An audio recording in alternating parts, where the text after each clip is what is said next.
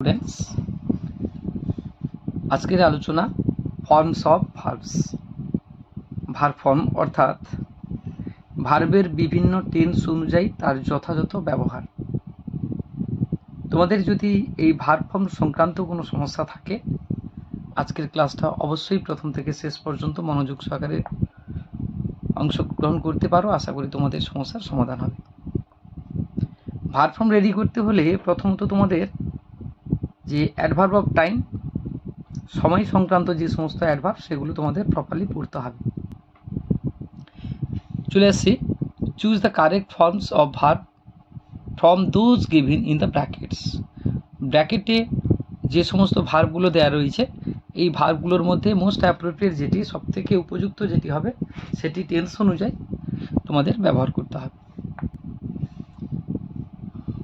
একের দাগে, he dash am will is arrive here by tomorrow. Am will is কোনটা ব্যবহার করবে? By tomorrow. এই যে বাই টুমরো মিন্স আগামীকালের মধ্যে, তার মানে একটা ফিউচার টেন্সের একটা ইঙ্গিত পাওয়া যাচ্ছে, তার জন্য ফিউচার ইনডিফিনাইট টেন্সে হবে। হি, তখন উইল, তারপরে ভার্বের প্রেজেন্ট ফর্ম বসানো হয়েছে, অর্থাৎ আনসার হবে he will arrive here by tomorrow. He will arrive.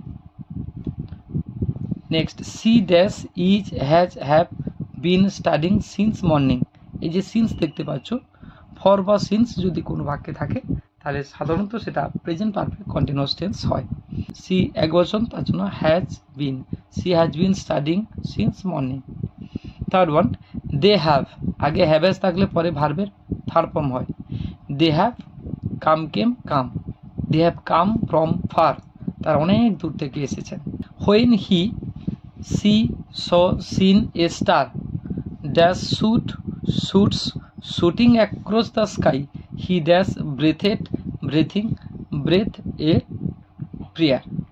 তাহলে এখানে আমরা কিভাবে সলিউশন করব? আগে বুঝবো যে বাক্যটা অ্যাকচুয়ালি কোন টেন্স। যখন সে দেখেছিল, তাহলে হোয়েন হি, এখানে একটা কমপ্লেক্স সেন্টেন্স বা জটিল বাক্যে বিষয়টা তুলে ধরা রয়েছে। সাবঅর্ডিনেট ক্লজ এখান থেকে শুরু হয়েছে। হোয়েন হি, এই হি অনুযায়ী পাস্ট অ্যাকশন, যখন তিনি দেখেছিলেন, হি স, ভার্বের পাস্ট ফর্ম।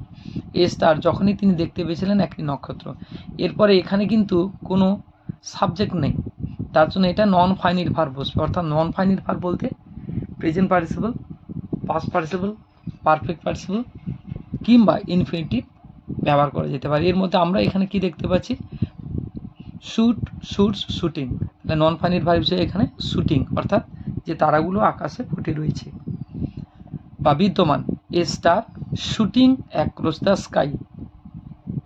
তাহলে এখানে সাবঅর্ডিনেট ক্লজটা অ্যাক্রস দ্য স্কাই এসে শেষ হলো এখানে। এরপরে এই যে প্রিন্সিপাল ক্লজ, প্রিন্সিপাল ক্লজে সাবজেক্ট বসে আছে, সেই অনুযায়ী ফাইনিট ভার্ব বসবে। হি ব্রেথেড এ প্রেয়ার, তখনই সে ভগবানের উদ্দেশ্যে একটা প্রার্থনা করেছে, তার জন্য হি ব্রেথেড, ফাইনিট ভার্ব চলে আসবে হি ব্রেথেড। চলে আসে 5 number grammar. Where is he, where is he interrogative sentence, WH ওয়ার্ডের পরে ইজ বসে আছে, তার মানে নিশ্চিতভাবে বিষয়টা প্রেজেন্ট কন্টিনিউয়াস টেন্স হতে পারে। তাছাড়া শেষে দেখতে পাচ্ছি নাও, এই নাও অ্যাডভার্ব দেখেও আমরা বুঝতে পেরেছি নাও হচ্ছে প্রেজেন্ট অ্যাকশন, যেটা ইন কন্টিনিউ, চলমান কাজ, তার জন্য present continuous tense. Go, goes, going রয়েছে, কোনটা করবে? যেহেতু present continuous, subject to be verb, ভার্বের সঙ্গে আইএনজি যোগ হবে। Where is he going now, right answer হচ্ছে going. Next 6.1, Sachin is one of those, Sachin is one of those cricketers. এখানে এই ক্রিকেটার্স নাউনের পরেই কিন্তু একটা সাবঅর্ডিনেট ক্লজ তথা অ্যাডজেক্টিভ ক্লজ শুরু হয়েছে, যেহেতু এই ক্লজটি এই হু থেকে পরবর্তী অংশটা এই আগে পূর্ববর্তী নাউন তথা অ্যান্টিসিডেন্টকে কোয়ালিফাই করেছে।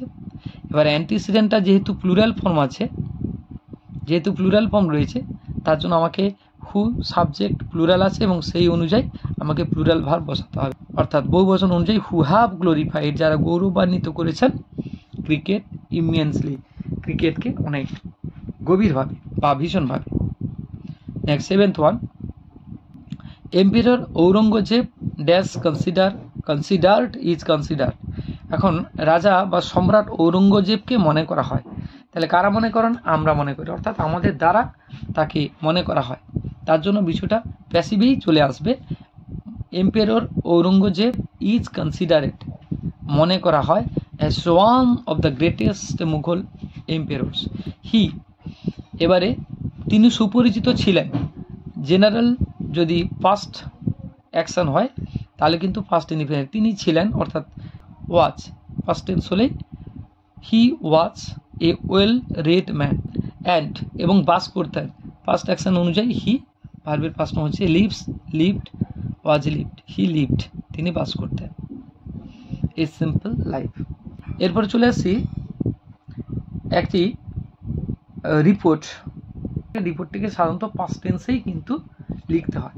সেই অনুযায়ী এখানে দেখতে পাচ্ছি 3 পারসনস ইনক্লুডিং, ইনক্লুডেড, ইনক্লুড এ মাইনর, তার মানে এখানে কিন্তু সাবজেক্ট 3 পারসনস, তারপরে এই ইনক্লুডিং সাধারণত নন ফাইনির ভার্ব, ইনক্লুডিং হচ্ছে একটা non finite verb, a minor 3 persons including a minor, অর্থাৎ এটা নন ফাইনির ভার্ব হবে। Including present participle a minor, মারা গিয়েছিলেন, are killed, are killed, is killed, যেহেতু রিপোর্ট তার জন্য প্যাসিভ ফর্মে হবে, পাস্ট ইনডিফিনিট টেন্সের passive form. 3 persons including a minor were killed in a boat capsize last night. এই যে লাস্ট নাইট দেখতে পাচ্ছি ইন্ডিকেট করছে এই অ্যাডভার্বের মধ্য দিয়ে গত রাতে।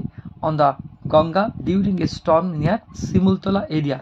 হয়েল একটা সাবঅর্ডিনেট ক্লজ যোগ আছে, অ্যানাদার মাইনর অন্য আর একজন, তাহলে এখানে এক বচন আছে, এখনো পর্যন্ত মিসিং, তাহলে ই স্টিল মিসিং, যেহেতু এখনো পর্যন্ত তিনি নিখোঁজ রয়েছেন, তাহলে স্টিল থাকলে প্রেজেন্ট টেন্স, তাহলে ই স্টিল মিসিং, এখনো পর্যন্ত নিখোঁজ রয়েছে।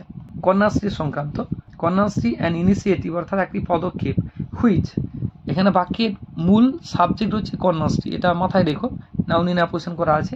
অ্যান ইনিশিয়েটিভ একটি পদক্ষেপ, হুইচ যা নেওয়া হয়েছে, তাহলে গভর্নমেন্টের দ্বারা নেওয়া হয়েছে, বলছে has taken, has been taken, is taken, তাহলে জন্য কন্যাশ্রী হুইচ যা গ্রহণ করা হয়েছে, has been taken by the state government in order to support girls.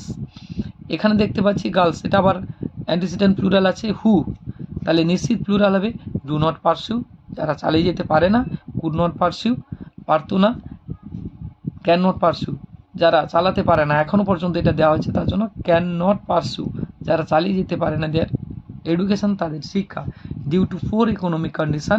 এখানে বাক্যের মূল কর্তা কন্যাশ্রী সেই অনুযায়ী অর্জন করেছে, হ্যাজ